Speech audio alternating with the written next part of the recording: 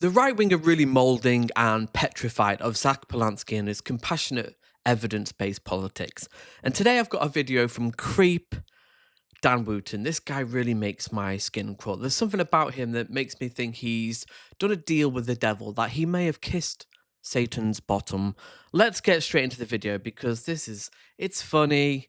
They have nothing. It's straw men. It's deflection. No arguments. Personal attacks. Pathetic. Let's get into it because this is a fun one. Destroyed when he finally had to go toe-to-toe with an opponent. To my superstar panel, Lee Harris, Addicted to News, and Orla Minnie-Hay. Orla, look, I thought Carol Malone did a brilliant job there. Actually, finally, someone just completely deconstructed the madness of this guy. But She didn't do fucking shit. look, you're a Reform UK star. You know, you're one of the stars of Reform. How disturbing is it for you to hear him say with a straight face to describe your party, Orla, as being fascist, as being comparable to the Nazis? This is dangerous. No, he didn't do that. Actually, that's a straw man. He didn't compare that. The Swedish Democrats, who are Nazis, Farage has worked with them. That's what he did. He actually called him a fascist who has worked with neo-Nazis. Let's make it clear. Let's get that clear. And I know you can so easily dismiss the Greens, but they're at 15% in the polls now. I understand why Carol Malone is angry, and I think we have to start taking this much more aggressive approach in order to tear down their lies. Yeah, I love Carol. I think Carol What lies is that? was absolutely brilliant, and she is fierce. I love that about her. Look, let's be clear. Yeah, she has no argument. She's angry and she has no arguments. But, you know, that's all you need to be a right-wing grifter these days. Just be angry. We get called names all the time. I put a post out the other day that said racist, somebody that doesn't believe or doesn't agree with a Labour voter. Simple. So that's all they have got. Racist, fascist, Nazi. Racist, fascist, Nazi. I get it all day, every day. Hence me wearing my lovely T-shirt. Not right, just right. But you know, the thing is, it's got to a point of sticks and stones. Yeah, sticks and stones. Like, I don't care. I mean, I've got a T-shirt saying that I don't care, but she clearly doesn't care because that's all they're going about is being called. Maybe you should step back and go, wait a minute, why do people call me racist and fascist? Maybe I should check my priors. Do I believe in hierarchy? Am I judging people based on their ethnicity, race, religion, and not as an individual? Maybe. No, okay, great. Just get the T-shirt. Absolute nonsense. The irony, and I said No argument. No, just nonsense. Okay, argue why. Do you believe in egalitarianism? Do you reject hierarchies? Do you reject systemic racism? Do you reject judging people based on their ethnicity, race? Should everyone be welcome in this great country that we call Great Britain? I say this all the time. The irony that the people that call us Nazis are the ones that are going out, the Palestinian mob, going out chanting death to Jews, but we're... Who's doing that? Who? Evidence? Someone? Not to say it hasn't happened, but who? Is that representative of the whole Palestinian cause? No, it is not. Just straw men, nothing. And we're talking about Zack here. Has Zack done that? Of course he hasn't. Zack is a Jewish man himself. But they can't attack him in that. we're Nazis. Absolutely bizarre. And the thing is with Zack and Jeremy Corbyn as the party or the coalition that will go, I mean, it's like your worst nightmare. Oh, no, don't attack their policies on wealth tax, legalization of drugs, trying to tackle climate change, inequality. Don't tackle that. It's like a nightmare. It's just scare tax. Oh, he's scary because he's a scary vegan from Hackney. Oh. They could make a film, an 18 film of it, and it could be like Nightmare on Elm Street. It is an absolute disaster. It's kind of ironic, isn't it? If you know, you know. Those two saying they want to legalize drugs. We'll legalize drugs. Yeah, they're the ones that spout about being a vegan. Let's not eat meat because we want to protect our bodies. But you want to legalize drugs. They're everything. What? People who take drugs do it in a way that's actually, drugs are pretty good, like wine, having a spliff, having a bit of, Charlie. People use that as a relaxing. Like, stress is the biggest underminer of health. People die of stress. And alcohol and drugs used responsibly can add years to your life. The idea that it's, oh, you're a vegan or you take drugs, just no argument, just no argument. That they come out with is so like just contradicts each other. It's each other. No, it doesn't. No, it doesn't. You can be vegan. I'm vegan. I don't take drugs. I have a beer every so often, a cider. I'm fairly healthy. Just that it's like you can't have a conversation because every time, like Carol did, you push them on something, they'll throw something else at you. And then you ask them about why they think X, and then they'll throw something else at you. I mean, pure projection. That's what they do, because Zack is really direct. He will answer questions. He's a really great communicator, great rhetorician. He will answer questions directly, evidence, build an argument, very strong. Pure projection there. Oh, it's insane. was he just talking about? Women can't get gynecologist appointments. What? What are you talking about? Like, what a random thing to come out with. It's just... No, it's not. Women's health is actually an issue because we've got so much more data and science on men's conditions. It's way behind on women's conditions.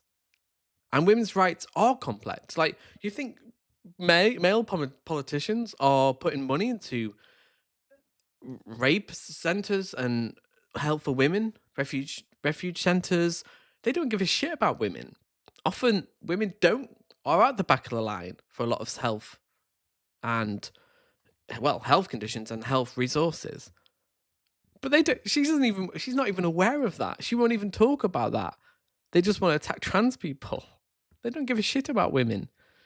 They get something fixated in their head, and then they'll push that agenda. Again, more projection. Immigration, trans rights, wokeness. With actually no, no substance to the subject. And then Fucking hell. Ooh, fuck my life. Just sister or Nazi. Didn't call him a Nazi. It's utterly bizarre. But you know, on the point, I mean, this man's vile. I literally can't bear him. He's just a sweet gay man, lives in Hackney, doesn't harm anyone, vegan, just wants the best for people, wants to tax the wealthy, rebuild the country, give people a chance. He's so evil. Zack, why are you so evil? You're an evil man. You're so hateful. Look at him. He's just got hate in his heart. That's Zack Polanski.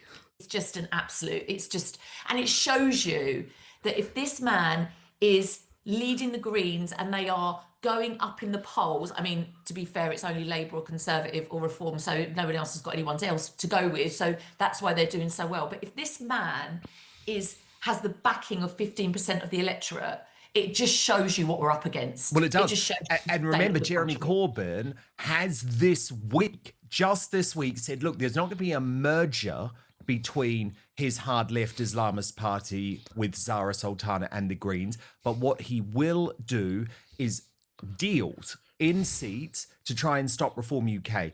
But I think what we're seeing is the smashing of the two-party system. Lee Harris, I do think, though, that exchange proves why the mainstream media failed to do their job when it comes to left-wing politicians time and again.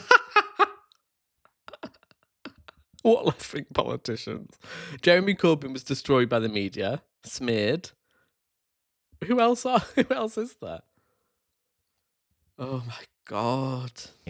Every interview with Zack Polanski has been a walk in the park. No, it hasn't. He's just really good at answering questions. And he cares about cost of living and real answers. And you know what he believes. He doesn't tell you what you want to hear. He is pretty clear in his beliefs. The man has integrity. And people respect that. They're not just grifters who have opinions based on what is financially lucrative. Zack Polanski is not that man. Took him being head-to-head with Carol Malone to actually get something of substance. Because, in fairness, Jeremy Vine wasn't challenging him on any of this. It was Malone. Because he couldn't. Because Zack has the evidence behind him. How can you ever, unless you're bringing counter evidence, which they never do, how are you going to challenge Zack? It's true, the war on drugs has failed. Trans people are valid.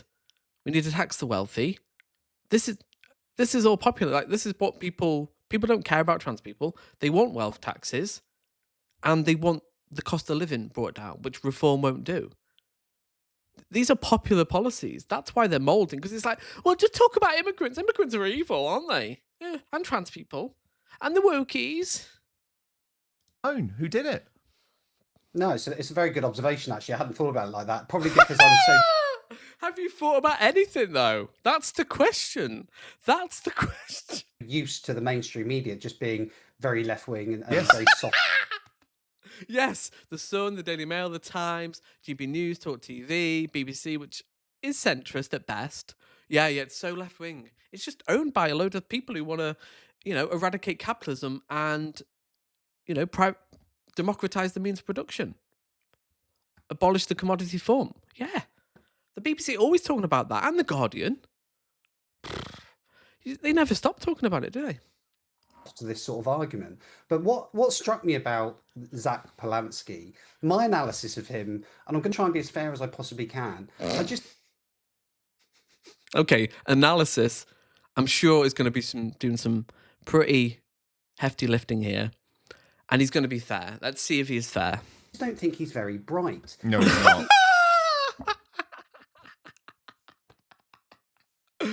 Oh, a guy. I think he went to Cambridge. He went to Aberystwyth University. He's highly educated. Went to private school for one term.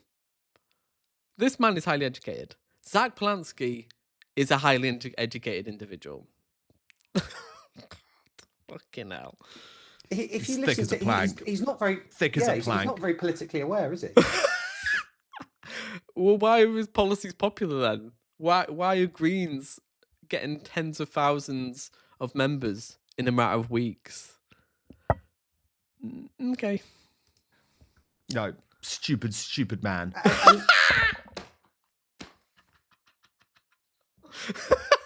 No arguments against his policies.